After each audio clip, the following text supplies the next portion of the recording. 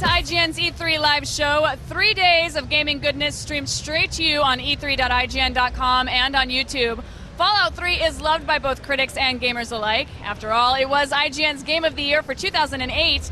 Now the post-apocalyptic world is back with Obsidian's Fallout New Vegas. With us, our creative director, Chris Avellone, I hope I got that right, and executive producer, Larry Liberty, who has the best last name ever.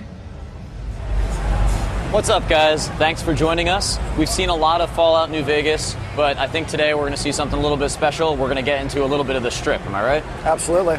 Okay, cool. So let's head on to the Strip. What are we going to find there that's going to be really special in the Fallout world this time? Well, one thing you're going to notice as soon as you head out to the Strip in New Vegas, you're going to notice a distinct different feel in the eastern seaboard with Washington, D.C. Because Las Vegas was not actually hit by the nuclear warheads that hit a lot of the East Coast, and there's a story reason why the nuclear warheads didn't fall on Vegas, which you'll discover over the course of the game. But the thing about that is it's allowed the infrastructure for the city to be built up, power is restored, and much of the old world feel of Vegas is actually still there in the present. But if the player digs around a bit, they'll be able to find sort of the seedy underbelly and kind of the cool things that are going on in the city. So I guess most importantly, when you hit the Strip, the casinos. Absolutely. Each of the casinos here sort of has their own particular vice that they're catering to. So, for example, the Lucky 38 casino that you have off to the right, that's actually sort of our version of the Washington Monument in New Vegas. At the top of the tower there is where the sort of overlord of Vegas, Mr. House, resides. And he sort of monitors over all of Vegas with the Securitron robots that sort of keep the peace and make sure that everyone's spending money and that money's going in the right direction, right into Mr. House's bank. So casinos have a lot of money, obviously. I have done a little research into New Vegas, and it turns out that there's not just one currency in this game. Yes, there are actually multiple currencies. Our project director, Josh Sawyer, actually set up different currencies for each of the factions that are present in the game. So, for example, for one faction, the New California Republic, for which I'm wearing a fine shirt, has its own currency, the NCR Bucks, and then the Caesar's Legion, one of the other factions, actually mints its own currency. So what's to stop me from going into the casino and just looting it? Because Fallout's all about heavily armored guards and having a lot of weapons. So what's going to stop me from just blowing the hell out of every casino I go into? Well, you know what? Nothing is going to stop you. It's actually true to Fallout that if you want to go into a casino guns blazing and wipe everyone out, you're absolutely allowed to do that. However, the casinos on the Strip are all about keeping the peace. So what they want to do is they have a strict no weapons policy for entering casinos. So they'll pat you down when you come through the door. But if you have a high sneak skill, or if you happen to have purchased special holdout weapons like switchblades or brass knuckles, you can slip those by the guards. So in case you get into a firefight, you're all equipped. So maybe you can talk to me a little bit about gambling and how that works inside. Oh, well, basically, the way the gambling minigames work in New Vegas, we have all the standard minigames that are present in Fallout 3, like we have lock picking and computer hacking.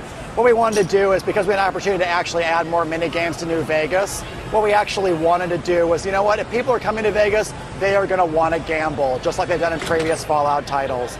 So what we try to do is include things like roulette, blackjack, slots.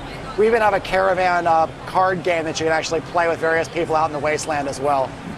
Now, is there any differentiation between which casinos you gamble at? Will they offer you different games or maybe change the rules up a little bit? A lot of the casinos sort of have their own particular vibe about them. They offer different services and they'll sell different things to the player. The actual slot machines and the roulette tables and things like that are pretty consistent from casino to casino, although the different quest lines and characters you can interact with are much, much different. So, for example, Larry's entered the Tops Casino right now, which sort of has the Rat Pack, sort of evil Frank Sinatra vibe about it. So when you go in there, you know, it has kind of like the 50s kind of Sinatra feel to it. And he's going to go up and check out a little bit of blackjack here, for example. We actually got really fortunate because our gameplay programmer, who's actually setting up these mini games, his previous job was actually working on gambling titles. So when the task came up, he was able to take care of it with no problem. So what we have here is real cards, which a lot of people were hoping to see when the game was first unveiled. Yes. So we wanted people that actually come to Vegas in this Fallout title. We want them to be entertained, have fun, and you know what? If they keep gambling at the tables, they'll be comped with drinks, dinners, and they'll even be able to get a key to their own room upstairs if they're a special high roller. So it's just like the real thing. Exactly. Hey, if you come to Vegas, you want to be entertained. Yeah, except maybe I can win in this one.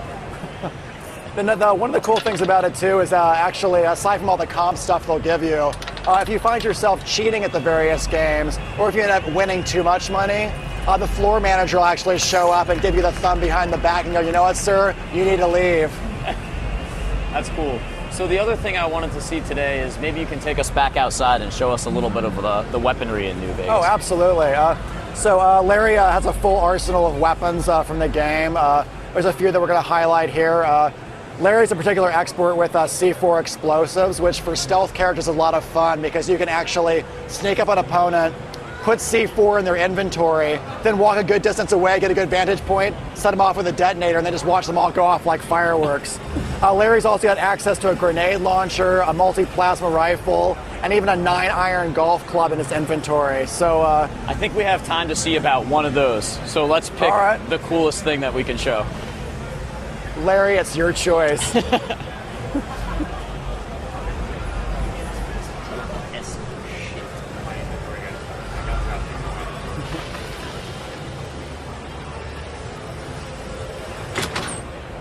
Where do we just enter right now? We actually entered the Tops Casino again. Actually, the guards were so good about stripping Larry of his weapons when he entered the casino. They're actually holding on to his whole arsenal of weapons right now. So you've just got to go get it back. Yeah, exactly. Hey, fella, welcome. Smooth. Have a good. Enjoying this thing? Relax. Awesome. Have a good. Were you able to get your weapons back? I'm not sure. It looks like they stripped you pretty good. I don't know if you can fire up a save game, Larry, then just start firing. So what Larry's going to do now is he's going to travel back in time, fire up a really quick load, and then just open fire. All right. So the strip seems like it's pretty much enclosed from the rest of the land around it. Yeah, actually it's set up with a whole series of walls made out of old signage and billboards that were taken over from other sections of the city. So it forms this whole perimeter wall around the whole structure. You actually have to show that you have enough money to get inside in order to be able to deal with Mr. House. So it is kind of an enclosed location, but once you're in there, there's a tons of stuff you can do. For players that are familiar with the vaults that were present in Fallout, we actually have a Vault 21 that's actually present on the strip. But once all the people came out of the vault, it got turned into a tourist trap, and now it's a hotel location for people to go visit. Well, it's pretty nice to see an oasis in this Fallout universe where things actually run and work. Yes. The interesting thing is outside Vegas, though, the Mojave Wasteland is a very, very dangerous place, as Larry is now proving with some high-caliber aerobics. All right, let's close this out with one more shot. And then I just want to thank you guys for coming by and giving us a look at Fallout New Vegas. I'm really excited to get some gambling done.